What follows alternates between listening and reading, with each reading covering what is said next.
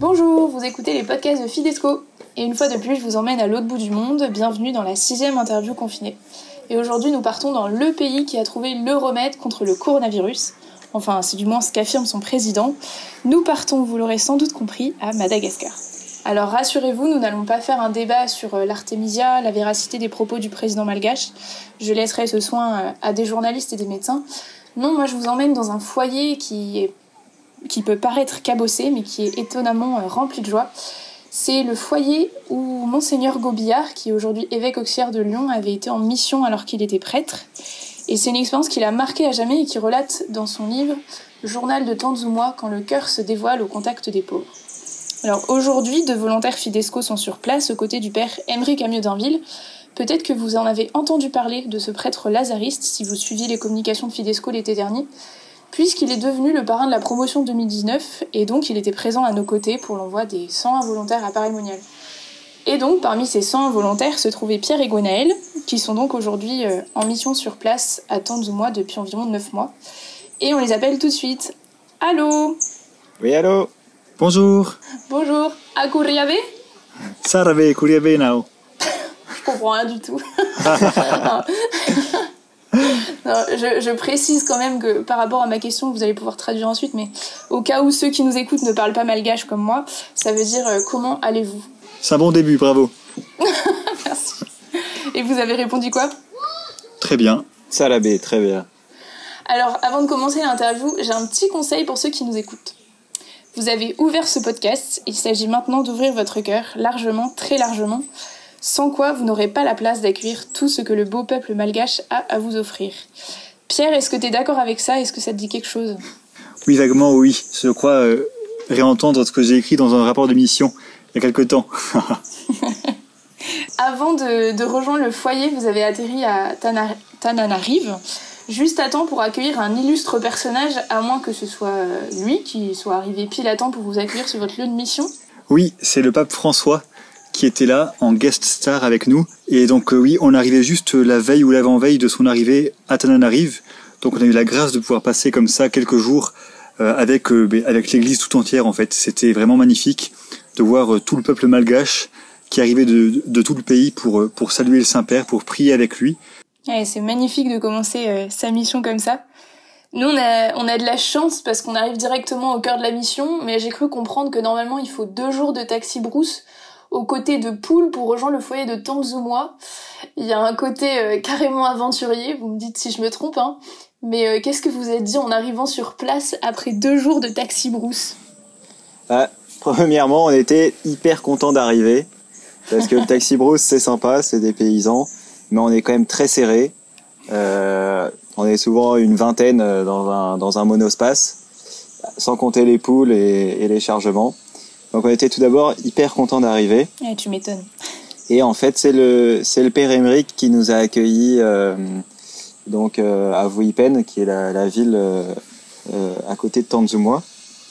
Et il nous a directement amenés au foyer où l'ensemble des salariés sont venus nous accueillir avec de grands sourires, découvrir les nouveaux coopérants.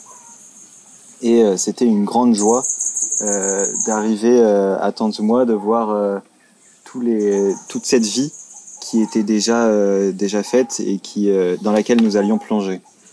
Donc vous avez rencontré les salariés, vous avez aussi rencontré rapidement les personnes que vous êtes venus servir pendant 1 an. Les personnes qui sont au foyer, alors qui sont-elles et d'où viennent-elles ? Alors, donc, le foyer Tanzoumois, c'est un foyer pour handicapés. Donc, c'est un foyer qui a pour but de former et d'aider les personnes handicapées à devenir indépendants. Donc, c'est sur 2 axes principaux. C'est la santé. Donc, on a un centre de rééducation à Tanzoumois qui permet aux handicapés de réapprendre à marcher. C'est assez merveilleux de voir entre la première année et la 3e année de l'école de handicapés le nombre de chariots, de fauteuils roulants diminuer.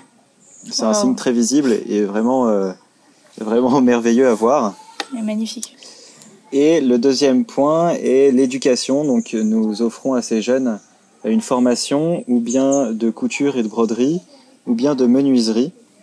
Et ceci pour leur permettre donc d'apprendre un métier et de devenir indépendants financièrement, ne plus être à la merci de la famille pour vivre. Et à la sortie des 3 années, nous leur offrons un matériel, un kit, pour pouvoir exercer leur métier, donc ou bien de couture ou bien de menuiserie, qui leur permettent de commencer directement à travailler, à s'installer et à vivre indépendamment.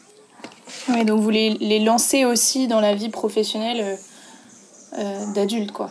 Voilà, c'est très important à Madagascar, où trouver un métier est difficile. Donc ça l'est encore plus pour une personne handicapée qui peut souvent pas se servir de ses forces pour des travaux quotidiens. Donc il a besoin d'une expérience en plus, et c'est ce que nous essayons de leur offrir pour qu'ils puissent eux aussi être indépendants et avoir une vie parmi la société sans être considérés comme des personnes à aider tout le temps. Et donc vous côtoyez quotidiennement des personnes qui se trouvent dans une situation de handicap. Il y a quand même pas mal de souffrance, si j'ai bien compris. Est-ce que c'est possible de continuer à vivre la devise de Fidesco « Va, rends les autres heureux et tu connaîtras la joie » face à tant de souffrance? Et qu'est-ce que cette souffrance provoque en vous? Je pense que face à toute la misère que l'on peut rencontrer, toutes les souffrances que l'on peut voir, en fait, il y a un petit peu un mélange de toutes ces émotions-là qui passent. C'est-à-dire que il y a des jours où, en effet, quand on a un énième pauvre qui arrive dans le bureau pour demander de l'aide, il y a parfois un petit peu de lassitude. On se dit, mais en fait, on n'arrivera jamais à bout. Il y a des fois où au contraire, de voir la joie très simple et puis très simplement manifestée de ces gens-là qui viennent simplement demander un petit peu d'aide et la recevoir, quand on voit leur simple joie, en fait, cette simple joie aussi nous remplit de joie. Il y a des fois où quand on voit une personne entre la vie et la mort, on est profondément bouleversé. Donc il y a vraiment toutes ces émotions-là qui peuvent arriver dans le cœur quand on est confronté comme ça si frontalement à la pauvreté sous toutes ses formes. Et donc c'est je pense justement un défi de pouvoir constamment rester au contact de ces personnes pauvres et de rester toujours prêt à les accueillir, alors d'une façon ou d'une autre, sans être indifférent en fait. Je pense que c'est vraiment ça que Fidesco nous permet de vivre. C'est en fait rendre les autres heureux, mais ça passe parfois par des moyens qu'on avait prévus, parfois par des moyens qu'on n'avait pas prévus. Mais ce qui compte vraiment, il me semble, c'est de toujours être disponible et puis de donner ce qu'on a, ce qu'on est, parce que ça peut arriver parfois de sentir qu'on est un peu passé à côté de la rencontre, mais finalement si on y est investi personnellement comme personne envers une autre personne, on sera jamais déçu, je pense. Pierre, j'ai envie encore de te citer dans ton rapport. Tu écris « L'amour seul est capable de justifier le déséquilibre impossible à mesurer qu'il y a entre ce que l'on donne et ce que l'on reçoit. Et même, il rend la comparaison entre les deux complètement inutile.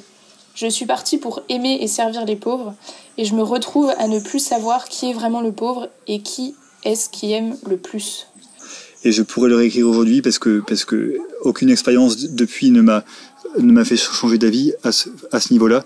Vraiment, je suis vraiment impressionné de tout ce qu'on reçoit dans cette mission, et en particulier de ce qu'on reçoit en fait des plus pauvres. C'est un peu inexplicable finalement parce que c'est vrai qu'il y a rien de tangible qu'on reçoit, il y a rien de concret que je pourrais montrer du doigt pour dire voilà, c'est ça concrètement, physiquement que j'ai reçu des plus pauvres. Mais vraiment, il y a un échange incroyable en fait qui se fait par ce temps partagé, par ces moments vécus ensemble. En particulier, il y a un jeune du foyer qui est pas très bavard, qui a même des petits problèmes pour s'exprimer, mais pourtant dès que je le vois, dès que je croise et que je vais le saluer, il a un sourire incroyable. Il y a une espèce de rencontre bien mystérieuse qui se passe entre lui et moi. C'est absolument gratuit, et donc c'est du coup le plus grand des trésors. Au milieu de toutes ces activités, j'imagine que vous ne chômez pas du tout, Qu'est-ce que vous faites exactement ? On fait tout ce qui doit être fait, donc ça peut être, vraiment un petit peu tout ce qui se présente. La tâche principale et qui est vraiment le cœur de la mission pour lequel on a été envoyé, c'est vraiment d'être gestionnaire du foyer. Donc on est souvent à gérer les affaires courantes du foyer. Donc dans un bureau qui est au cœur du foyer, on accueille tous les fournisseurs, toutes les personnes qui vont être accueillies ou qui sont accueillies. On s'occupe de toute la partie comptabilité, de toute la gestion, vraiment aussi du personnel. Donc ça, c'est une bonne partie du travail ici à Tanzumwa, avec aussi le développement d'autres projets extérieurs au foyer. Donc on est aussi assez engagé dans pas mal de travaux, des chantiers au service des villages voisins, d'écoles ou de personnes pauvres. On est engagé dans le reboisement aussi de la région, donc là aussi on a pas mal de visites, de repérage à faire de terrain autour du foyer. Et puis après, sinon, au quotidien, il y a plein de tâches qu'on peut accomplir en fonction des besoins. Ça peut être chauffeur pour un groupe de personnes à raccompagner chez elles. Ça peut être jardinier, ça peut être coursier, ça peut être vraiment, il y a de toutes sortes de tâches qui nous sont confiées. On est en fait avant tout là pour être disponible. Et donc après, ça peut vouloir dire tout et n'importe quoi en fonction de ce qui se présente. En tout cas, une chose est sûre, on a du mal à s'ennuyer. Et d'ailleurs, dans toutes les activités qui peuvent se présenter, il y a les moments de détente. Et j'ai cru comprendre que vous pratiquiez le 2e sport national malgache. La pétanque. Yes. Oui, donc la pétanque est arrivée à Madagascar. C'est ça. Ils sont pas mauvais. Hein. C'est vrai. C'est les mêmes règles qu'en France. On est formé par les handicapés qui sont meilleurs que nous. Ah, génial. Et vos journées, je tiens à le préciser, elles commencent à 4h30 du matin, c'est ça ? 5h, 5h30, c'est plus juste. Mais très tôt en tout cas. Bon. D'accord. On dit que, certains disent que les jeunes gars ont du mal à s'engager. Enfin, en tout cas, on est plusieurs ONG d'envoi en mission à faire le même constat. C'est assez difficile de recruter des mecs célibataires pour partir en mission. Qu'est-ce qui a fait que vous vous êtes retrouvés en plein milieu de la brousse ? Qu'est-ce qui vous a mis en marche et fait sauter le pas ? Je t'en prie, Gonaël. Ouais, ça faisait plusieurs années que j'avais envie de partir. Je pense que la première chose, c'était l'envie d'aventure. Je sortais d'école d'ingénieur, c'était le moment ou jamais pour aller vivre quelque chose à l'autre bout du monde, en pleine brousse, à devoir se débrouiller avec ce qu'on a. Après, je pense que j'avais aussi envie d'une expérience forte d'un point de vue humain et d'un point de vue spirituel. Avant de me lancer pleinement dans la vie. Je trouvais que c'était aussi un bon moment pour vivre une expérience fondatrice pour tout le reste de ma vie, de la rencontre des pauvres, de l'expérience justement de cette joie avant de me lancer dans une vie professionnelle plus classique, quoi. Et pour toi, Pierre, c'est un peu différent parce que tu es séminariste pour le diocèse de Toulouse, c'est ça ? Exactement, tout à fait. Mais en fait, j'ai été très marqué par un témoignage d'un ancien volontaire Fidesco qui était aussi séminariste et qui l'est encore, enfin qui est diacre maintenant. Et c'est comme ça que tout a commencé par un peu cet appel mystérieux que j'ai du coup senti par ce témoignage. Et en fait, je me rends compte maintenant qu'en fait, j'avais rendez-vous en mission, c'est-à-dire que j'aurais pas pu continuer ma vie de jeune séminariste sans cette année de mission.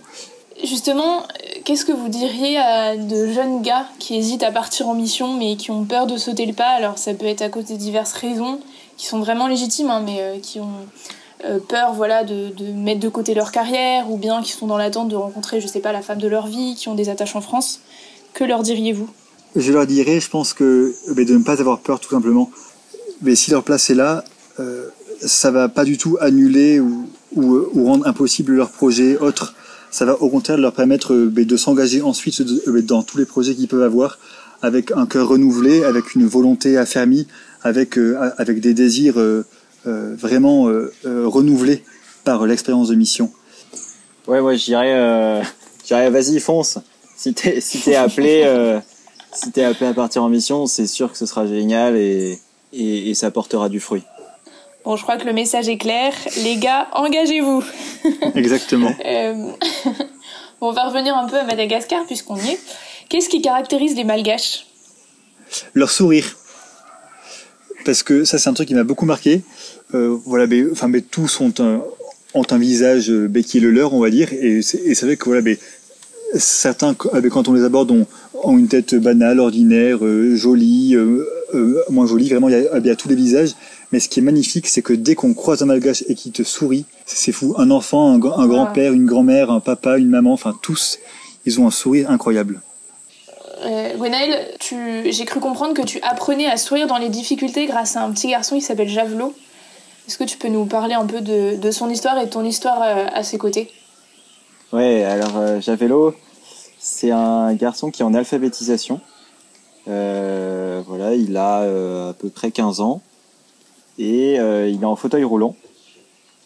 Et au fur et à mesure, donc j'ai commencé à parler avec lui et puis en fait très vite on s'est bien entendu, on s'est bien marré ensemble parce qu'il nous fait quand même bien rire et on a échangé alors au début quelques instants et puis au fur et à mesure on a fait des balades tout simplement autour du foyer. En fait ce qu'il voulait c'était ce dont il a besoin et ce dont beaucoup de personnes ici ont besoin. Il voulait simplement que je lui donne un peu de mon temps, de ma présence. Et moi aussi, j'avais besoin de sa présence à lui, de sa joie. Et ça m'a beaucoup aidé justement à tenir dans les difficultés, dans les moments plus mornes. Et il m'a toujours redonné la joie parce que simplement je lui donnais un peu de temps. Et on partageait des moments, des bons moments ensemble, simples. Vous vivez tous les deux en colocation.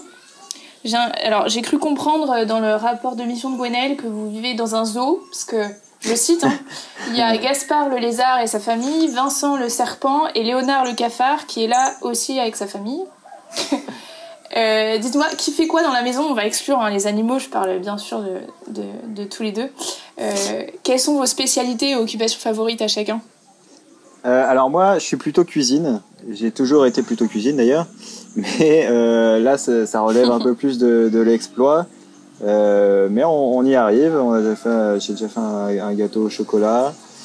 Voilà, les gâteaux, bon, faut se faire au four à charbon ou ah oui. ou au moyen du bord. Mais voilà, en ce moment, il y a un vacherin qui est en cours. Alors c'est un grand test là. Ah carrément, un vacherin. Et toi, Pierre?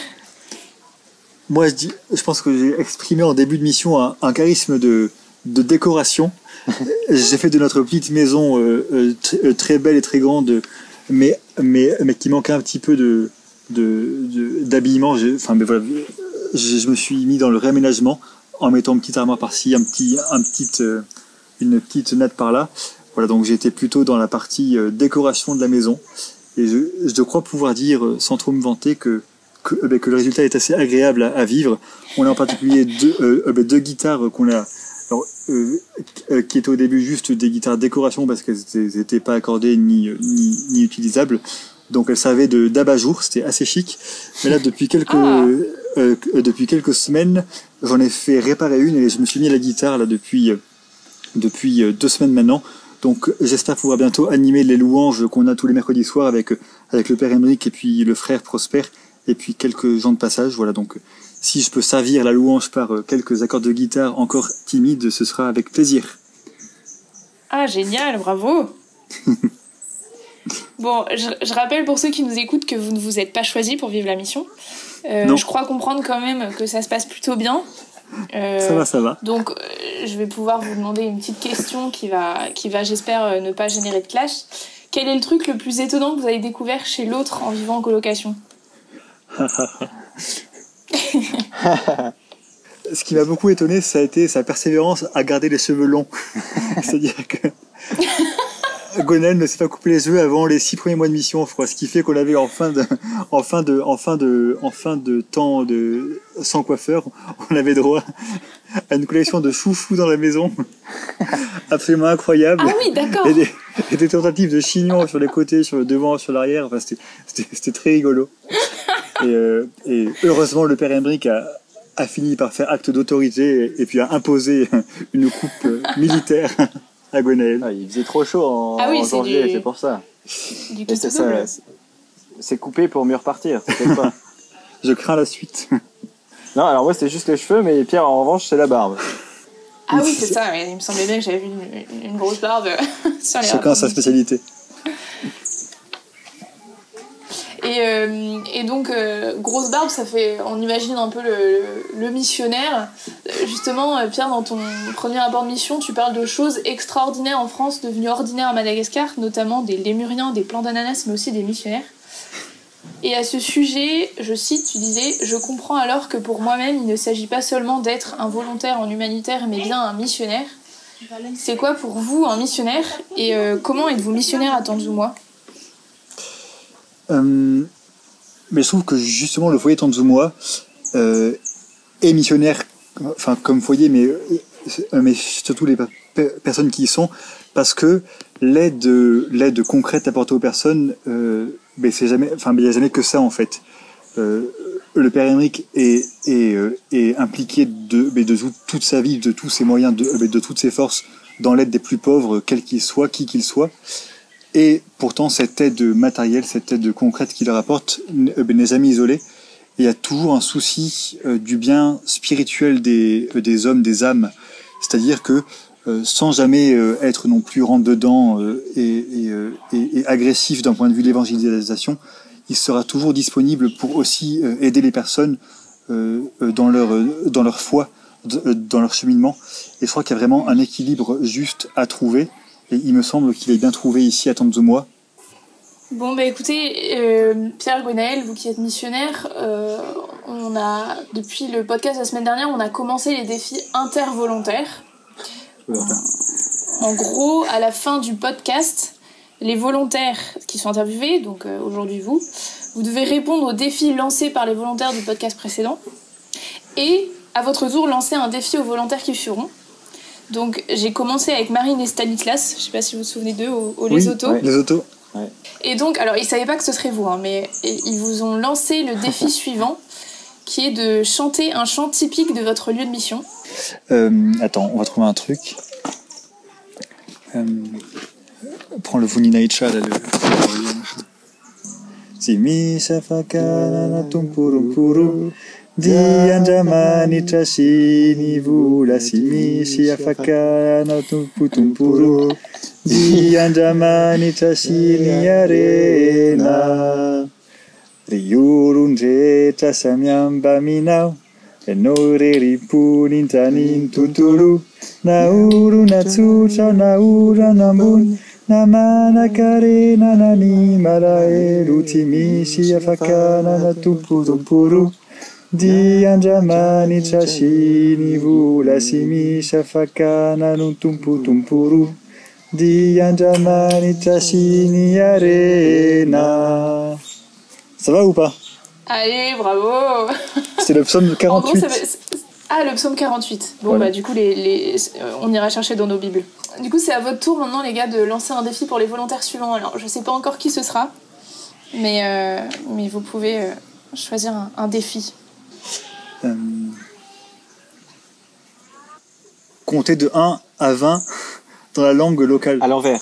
À l'envers, ouais, de 20 à 1 dans la langue locale. Compter de 1 à 20 dans la langue ou le dialecte local. Ok. De 20 à 1. De 20 à 1. De 20 à 1. De 20 à 1. Merci Pierre, merci Gwenaël pour votre témoignage, vos anecdotes, la joie que vous avez partagée. C'est l'heure de nous quitter, mais c'était chouette de pouvoir partager un peu la mission que vous vivez et qui vous remplit le cœur. Pour être honnête, petite confidence, chez Fidesco, on est vraiment chamboulé à chaque lecture de vos rapports de mission, qui sont vraiment magnifiques. Merci pour ça. D'ailleurs, si certains, là j'ai pas mal cité vos rapports de mission, si certains qui écoutent là veulent recevoir vos rapports de mission, qu'est-ce qu'ils doivent faire? Ils doivent nous parrainer. Ah, et comment on fait pour vous parrainer? Il faut aller sur la site fidesco.com non, je sais plus de l'adresse exacte, mais en tout cas... Il y a Fidesco sur Google. Okay. Fidesco fait des super pages hyper stylées avec le résumé de notre mission. Donc il suffit de se connecter et de cliquer sur le petit bouton « Faire un don ». Allez, un petit dernier mot chacun, le mot de la fin pour ceux qui nous écoutent. Moi je dirais Veluma, c'est du malgache et ça veut dire soyez vivants. Voilà, donc c'est de la formule d'au revoir des gens ici et qui est quand même très belle, qui est voilà une belle invitation à être juste vivant, donc dans tout ce que ça implique de joie, de don de soi et d'amour. Moi je dis au revoir à tous, voilà, c'est plus classique. et surtout que chacun vive sa mission à laquelle il est appelé, que ça soit à partir ou à rester là où il est, mais qu'il la vive et qu'il la vive à fond. Merci à tous les deux, belle poursuite de mission. Merci beaucoup Marine. À ceux qui nous écoutent, je vous dis à la semaine prochaine pour entendre les prochains volontaires compter de 20 à 1 dans le dialecte local. Prenez soin de vous.